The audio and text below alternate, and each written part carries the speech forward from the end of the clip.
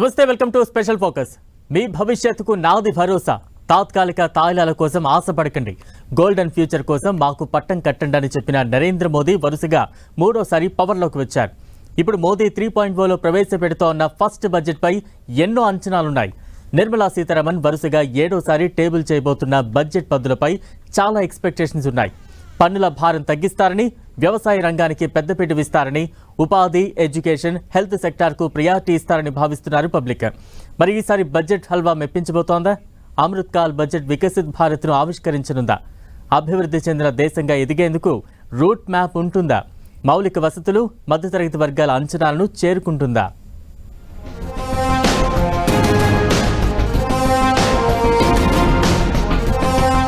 మోదీ 3.0 తొలి బడ్జెట్ పై ఎన్నో అంచనాలు. నిర్మల పద్దులు అందరినీ సంతృప్తి పరచగలవా? పన్నుల భారం తగ్గేనా? రైతులను ఆదుకుంటారా? 130 కోట్ల మంది భారతీయుల ఆశలు, కోట్లాది మంది ట్యాక్స్ పేయర్స్ అంచనాలు, లక్షల మంది నిరుద్యోగుల ఆశలు, కోట్లాది రైతుల ఎదురు చూపుల మధ్య కేంద్ర ప్రభుత్వం బడ్జెట్ ప్రవేశపెట్టబోతోంది.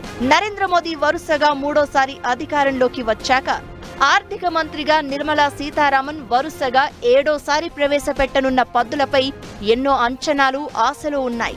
ఈ నేపథ్యంలో మోదీ 3.0లో తీసుకొస్తున్న తొలి బడ్జెట్ పద్దులపై చాలా ఎనాలిసిస్ కొనసాగుతున్నాయి. ప్రపంచంలోనే 3వ అతిపెద్ద ఆర్థిక వ్యవస్థగా భారత్ ఎదగాలని భావిస్తున్న కేంద్ర ప్రభుత్వం ఆ దిశగా అడుగులు వేస్తోంది. బడ్జెట్ కూడా అందుకు అనుగుణంగా ఉంటుందని తెలుస్తోంది. ఒక పక్క మండిపోతున్న ధరలు, మరో పక్క పన్నుల మోత. దేశంలో ఉద్యోగుల నుంచి సామాన్యుల వరకు ఈ సెగ గట్టిగానే తగులుతోంది. వికసిత్ భారతే లక్ష్యంగా ప్లాన్స్ రెడీ చేస్తున్న మోదీ సర్కారు నుంచి ప్రజలు ఆర్థిక ఉపశమనం కోరుకుంటున్నారు.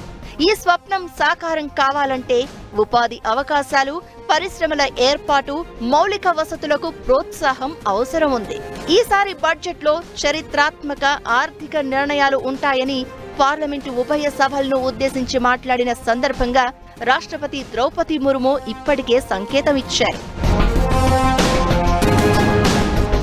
ఇన్కమ్ ట్యాక్స్, జీఎస్టీ రూపంలో ప్రజలపై డైరెక్ట్, ఇండైరెక్ట్ ట్యాక్స్ల పన్నుల భారం పెరిగిపోయింది. ఈ నేపథ్యంలో ట్యాక్స్ మినహాయింపులపై ఆశలు పెట్టుకున్నారు పబ్లిక్. 5 లక్షల యాన్యువల్ ఇన్కమ్ వరకు పూర్తిగా పన్ను మినహాయింపు ఇస్తారని అంచనాలు ఉన్నాయి. 10 లక్షల లోపు ఆదాయం ఉన్న మధ్యతరగతి పన్ను చెల్లింపుదారులకు కొంత ఉపశమనం లభించే అవకాశాలున్నట్లు తెలుస్తోంది. ఇక లైఫ్ ఇన్సూరెన్స్, హెల్త్ ఇన్సూరెన్స్ పై 18% ఉన్న జీఎస్టీని 5% తగ్గించాలని డిమాండ్ ఉంది. మరోవైపు రైతుల ఆదాయాన్ని డబుల్ చేస్తామంటున్న మోదీ సర్కార్ 2023-24 బడ్జెట్లో వ్యవసాయ రంగానికి 1,25,000 కోట్లు కేటాయించింది. 2024-25 మధ్యంతర బడ్జెట్లో 0.6% పెంచి 1,27,000 కోట్లు కేటాయించారు. ఈసారి ప్రవేశపెట్టనున్న ఫుల్ బడ్జెట్లో వ్యవసాయ రంగానికి పెద్ద ఎత్తున కేటాయింపులు ఉంటాయన్న చర్చ ఉంది. పంట నష్టాన్ని తగ్గించి ఎక్కువ రేటు వచ్చేలా చర్యలు ఉంటాయని రైతన్నల్లో ఆశలున్నాయి. దేశవ్యాప్తంగా రైతులందరికీ నానో డిఏపి ఎరువులను అందించే అంశంపై కూడా క్లారిటీ రానుంది. గ్రామీణ ఉపాధి హామీ పథకానికి కేటాయింపులు పెరుగుతాయని భావిస్తున్నారు. తలసరి ఆదాయం పెంపు దిశగా కేంద్రం అడుగులు వేస్తోంది. 2014 నుంచి తలసరి ఆదాయం రెట్టింపైనప్పటికీ అభివృద్ధి చెందిన దేశంగా మారాలంటే ఇంకా పెరగాల్సిన అవసరం ఉంది. తలసరి ఆదాయం పెరగాలంటే ప్రభుత్వం దగ్గరున్న ఏకైక అస్త్రం ఉపాధి కల్పన. సేవల రంగంపై ఆధారపడిన ఎకానమీని తయారీ రంగం వైపు మళ్లించడం ద్వారా ఉపాధి కల్పనను సాధించాలన్నది లక్ష్యం. మౌలిక వసతుల కోసం పెద్ద ఎత్తున ఇన్వెస్ట్ చేస్తారని టాక్ వినిపిస్తోంది. మెరుగైన వసతులు ఉంటేనే పారిశ్రామికంగా అభివృద్ధి సాధ్యం. ఇన్వెస్టర్స్ కూడా పెట్టుబడులు పెట్టేందుకు ముందుకు వస్తారు. కేంద్రంలోని మోదీ సర్కార్ రోడ్లు, రైల్వే, జల మార్గాలకు ప్రాధాన్యాన్ని పెంచింది. రైల్వే ఇన్ఫ్రాస్ట్రక్చర్ పై పెద్ద ఎత్తున ఖర్చు చేస్తోంది. 2023-24లో రైల్వేలకు 2,41,000 కోట్లు ఖర్చు చేయగా ఈసారి 2,93,000 కోట్లకు పెంచొచ్చని భావిస్తున్నారు. అంతేకాదు, రోడ్ల నిర్మాణానికి కేటాయింపులు పెరుగుతాయని అంచనాలు ఉన్నాయి. 2014 నాటికి జాతీయ రహదారుల నిడివి 91,287 కిలోమీటర్లు ఉండగా 2023 డిసెంబర్ నాటికి 1,46,145 కిలోమీటర్లకు పెరిగింది. ఏటా 4,000 కిలోమీటర్ల రహదారుల నిర్మాణం ఉండగా దాన్ని 12,000 కిలోమీటర్లకు విస్తరించారు. ప్రజల ఆరోగ్యం దృష్ట్యా హెల్త్ సెక్టార్ చాలా కీలకం. 2023-24 బడ్జెట్లో ఆరోగ్యం, కుటుంబ సంక్షేమ శాఖకు చేసిన కేటాయింపులు 80,517 కోట్లు. ఇది మొత్తం బడ్జెట్లో 2% లోపే. 2024-25 మధ్యంతర బడ్జెట్లో 13% పెంచి 90,658 కోట్లు చూపించారు. ఈ నిధులు మరింత పెరగాల్సిన అవసరం ఉందంటున్నారు ఎక్స్పర్ట్స్. కొత్త మెడిసిన్స్ కోసం ఖర్చు పెట్టడంతో పాటు డయాగ్నాస్టిక్స్ పై జీఎస్టీ మినహాయింపు ఉండాలంటున్నారు. విద్యారంగానికి 2023-24 బడ్జెట్తో పోలిస్తే 7% తక్కువగా 1,20,000 కోట్లుగా 2024-25 మధ్యంతర బడ్జెట్లో కేటాయించారు. పూర్తి స్థాయి బడ్జెట్లో అయినా ఎడ్యుకేషన్ సెక్టార్కు అలాట్మెంట్స్ పెరగాలంటున్నారు experts. Education services, test preparation, skill development కోర్సులపై 18% జీఎస్టీ చాలా ఎక్కువన్న అభ్యంతరాలున్నాయి. తక్కువ ఖర్చుకే క్వాలిటీ ఎడ్యుకేషన్ అందించాలని, స్కాలర్షిప్లు, ఆర్థిక సాయం, ఈజీగా ఎడ్యుకేషన్ లోన్స్ అందేలా చర్యలు తీసుకోవాలని విద్యా సంస్థలు, ఎడ్టెక్ కంపెనీలు డిమాండ్ చేస్తున్నాయి. చేపలు ఇవ్వడం కాదు, పట్టడం నేర్పిస్తాం. బీజేపీ నేతలు ఎప్పటినుంచో చెప్పుకొస్తున్న మాటలివి. నిజానికి ఉచితాలకు బీజేపీ ఎప్పుడు మద్దతివ్వదు. ఉపాధి కల్పన, మౌలిక వస్తువులు, డెవలప్మెంట్ మీదే ఫోకస్ పెడుతూ వస్తోంది కేంద్ర ప్రభుత్వం. ఈసారైతే ప్రభుత్వ రంగం బలోపేతంతో పాటు ప్రైవేటు రంగాన్ని ప్రోత్సహించేలా కేటాయింపులు ఉండే అవకాశం ఉంది. Housing, defence, banking, IT, EV vehicles పై ఫోకస్ చేస్తోంది మోదీ సర్కార్. ఇందుకే కేంద్ర బడ్జెట్ ఏ రంగాలను ఆకట్టుకోబోతోంది? ద్రవ్యలోటును పూడ్చేందుకు ఏ చర్యలు తీసుకోబోతోన్నారు? ఏపీ, తెలంగాణకు ఉన్న ఎక్స్పెక్టేషన్స్ ఏంటి? బడ్జెట్ పై స్టాక్ మార్కెట్లు పెట్టుకున్న అంచనాలేంటి?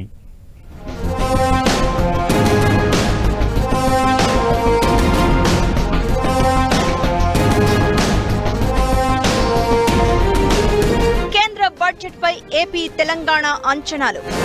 బోలెడు ఆశలు పెట్టుకున్న స్టాక్ మార్కెట్లు. అందరి ఎక్స్పెక్టేషన్స్ చేరుకోవడం సాధ్యమేనా? ప్రతి ఏడాది అందరి దృష్టి కేంద్ర బడ్జెట్ పైనే ఉంటుంది. మామూలు పెన్షనర్ నుంచి ఉద్యోగి వరకు అందరూ, అన్ని రంగాలకు చెందిన వారు కేంద్ర బడ్జెట్ కేటాయింపులను పరిశీలిస్తూ ఉంటారు.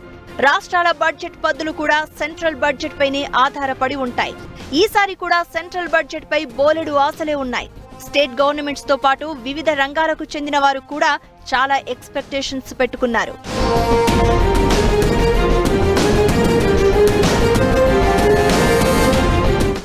దేశంలో ఎక్కువ మందికి ఉపాధి కల్పిస్తోన్న ఇండస్ట్రీ సెక్టార్ కేంద్రం నుంచి మరింత సాయాన్ని ఆశిస్తోంది.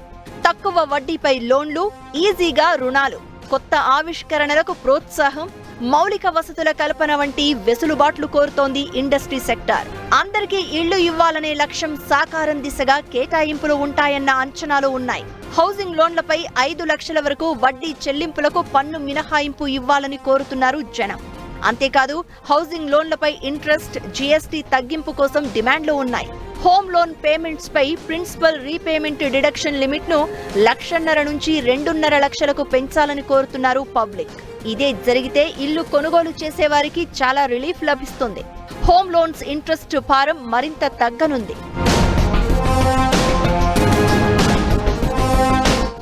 సోలార్, విండ్, గ్రీన్ హైడ్రోజన్ వంటి పర్యావరణ అనుకూల ఇంధనాలను కేంద్రం ప్రోత్సహిస్తోంది. ఎలక్ట్రిక్ వెహికల్ సెక్టార్కు మోదీ సర్కార్ ప్రాధాన్యత ఇస్తోంది. బ్యాంకింగ్ ఎకానమీ గ్రోత్ లో కీలకమని భావిస్తోంది కేంద్రం. ఈ రంగంలో సంస్కరణలకు వీలుగా బ్యాంకింగ్ రెగ్యులేషన్ యాక్ట్ 1949, ఇతర చట్టాలకు సవరణలను బడ్జెట్లో ప్రతిపాదించే అంచనాలు ఉన్నాయి. ద్రవ్యోల్బణం కట్టడిపై దృష్టి పెట్టాలని ఆర్థిక నిపుణులు సూచిస్తున్నారు. ఇక 2024-25 మధ్యంతర పద్దులో రక్షణ శాఖకు 6,21,000 కోట్లు కేటాయించారు. ఈసారి రక్షణ రంగానికి బడ్జెట్ బానే ఇచ్చే అవకాశం ఉంది.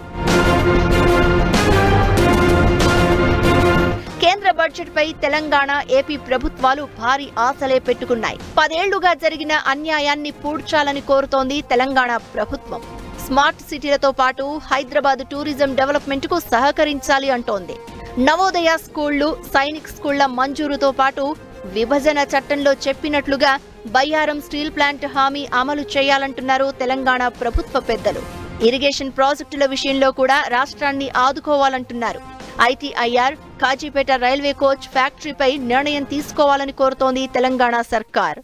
విభజన హామీలతో పాటుగా తెలంగాణ అభివృద్ధికి బడ్జెట్లో నిధులతో పాటుగా ప్రత్యేకంగా హైదరాబాద్ కు సంబంధించి ఈరోజు మీరు బొగ్గు గనుల శాఖ మంత్రిగా ఉన్నారు. హైదరాబాద్ మహానగరం అన్ని జిల్లాలకు సంబంధించిన ప్రజలు ఇక్కడ ఉంటారు. హైదరాబాద్ లో గనులు లేవు అనే కారణం మీద డిఎంఎఫ్టీకి సంబంధించినటువంటి నిధులు హైదరాబాద్ కేటాయించబడతలేవు. వాటిని ఈ ప్రాంతానికి కూడా, ఈ ప్రాంత అభివృద్ధికి ఉపయోగించేలా చర్యలు తీసుకోవాలని కోరుతా ఉన్నాం. కేంద్రంలో కీలకంగా మారిన ఏపీ ఎన్డీఏ సర్కార్ కూడా నిధుల కేటాయింపుపై భారీ అంచనాలే పెట్టుకుంది. పోలవరం త్వరగా పూర్తి చేయడంతో పాటు అమరావతిలో ఇన్ఫ్రాస్ట్రక్చర్ డెవలప్మెంట్, విశాఖ స్టీల్ ప్లాంట్కు నిధులతో పాటు మౌలిక వసతుల కల్పనలో కేంద్రం వాటా కోరుతోంది ఏపీ సర్కార్. ఓడరేవుల అభివృద్ధి, భోగాపురం ఎయిర్పోర్టు నిర్మాణం త్వరగా పూర్తి చేయాలని విజ్ఞప్తి చేస్తోంది. పెట్రోల్ యూనివర్సిటీలకు నిధుల కేటాయింపు, ఏపీలో వ్యవసాయ పరిశోధన సంస్థ ఏర్పాటు కోసం ఎదురు చూస్తోంది. స్టాక్ మార్కెట్ల భవిష్యత్ను కేంద్ర బడ్జెట్ డిసైడ్ చేయనుంది. ఇప్పటికే పలు రంగాలకు కేటాయింపులు ఎక్కువగా ఉంటాయన్న అంచనాలతో స్టాక్ ఇన్వెస్ట్మెంట్స్ పెరిగాయి. ఈ బడ్జెట్ ఏ రంగానికి సానుకూలంగా ఉంటుంది, ఏ రంగంపై ప్రతికూల నిర్ణయాలు ఉంటాయనేది ఉత్కంఠ రేపుతోంది.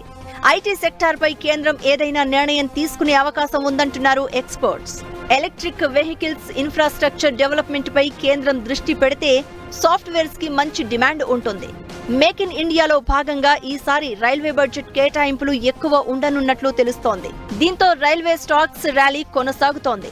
నేషనల్ హైవేలు, రైల్వే అండర్ పాసులు, అర్బన్ ఇన్ఫ్రాస్ట్రక్చర్ కు కేటాయింపులు చేస్తే కన్స్ట్రక్షన్స్, ఇన్ఫ్రా కంపెనీల షేర్లు భారీగా పెరగనున్నాయి. విద్యుత్ రంగానికి సంబంధించి భారీ అంచనాలే ఉన్నాయి. ఏ సెక్టార్ అయినా సెంట్రల్ బడ్జెట్ కేటాయింపులు, విధానాల ప్రకటనపైనే భరోసా పెట్టుకున్నాయి. ఎన్నో అంచనాలు, ఆశల మధ్య కేంద్రం ప్రవేశపెట్టబోతున్న బడ్జెట్ ఏ రంగాలను సంతృప్తి పరుస్తుంది, ఏ రంగాలకు ఉపయోగకరంగా ఉండబోతుందనేది ఇంట్రెస్టింగ్ గా మారింది.